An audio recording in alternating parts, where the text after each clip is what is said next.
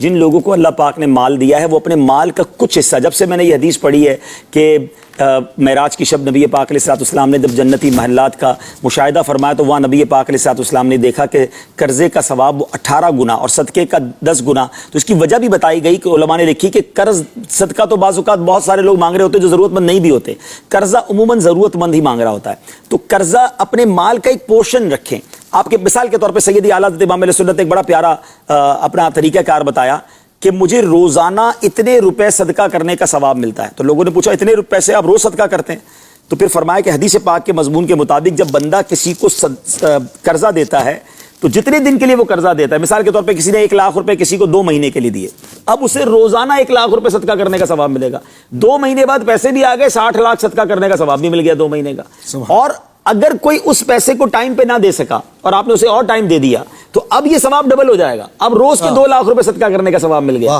تو اب اگر ہم اتنا صدقہ تو نہیں کر سکتے، تو اگر اپنے مال کا ایک پورشن ہم قرض کے لیے رکھیں اور قرض دیتے رہے، واپس آ جائے پھر کسی کو دے دیں. تھوڑے پیسے الگ ہی رکھ لیں اپنے اکاؤنٹ میں، ایک چھوٹا سا پورشن بنا لیں ایک لون کا، اب وہ لون اسی میں چلتا رہے گا، آپ کو اتنے صدقے کا روز ثواب مل رہا ہے. تو اگر یہ مائنڈ سیٹ بن جائے، اس سے غریبوں کا فائدہ ہوتا ہے، کیونکہ قرض کو فروغ ملنا چاہیے. لوگ اب اتنے سنگ دل ہو گئے ہیں کہ پیسے دے کر بھی کہتے ہیں میرا نفع کیا ہے، کیونکہ یہ سود کی جو مذمت کی گئی نا، اس کی ایک بڑی وجہ یہ کہ بندہ ہر چیز میں نفع ہی ڈھونڈ رہا ہوتا ہے. وہ اگلا مر رہا ہے، پریشان ہے، لیکن اس کو قرضہ دیتے ہوئے کہیں گے مجھے نفع کتنا دو گے.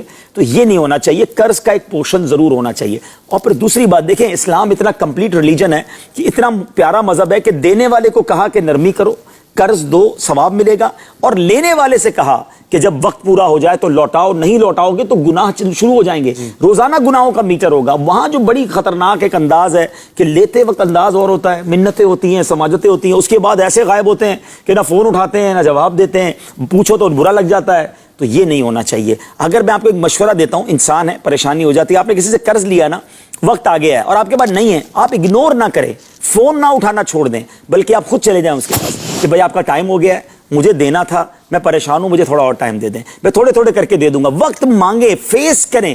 جب آپ غائب ہو جاتے ہیں، آپ نہیں جواب دیتے، تو اس سے بڑا نقصان پتہ کیا ہوتا ہے کہ اب لوگ قرض دینا چھوڑ دیتے ہیں کہ کسی کے ساتھ ایسا ہوا نہ، کہتا نہیں یار اب یہ نیکی کرنی نہیں ہے.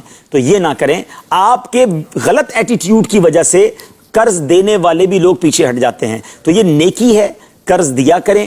اپنے ملازمین میں آپ سسٹم بنا سکتے ہیں. آپ کو یہ حق حاصل ہے کہ آپ قرض دے کر آپ ان کے ساتھ کوئی گارنٹی لے لیں، کوئی ترکیب ایسی بنائیں کہ آپ کو آپ کے پیسے واپس ملے. یہ آپ کا حق ہے.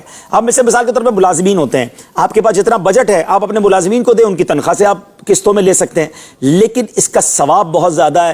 اچھی نیتوں کے ساتھ دیں، انشاءاللہ یہ ثواب کا میٹر شروع ہو جائے گا.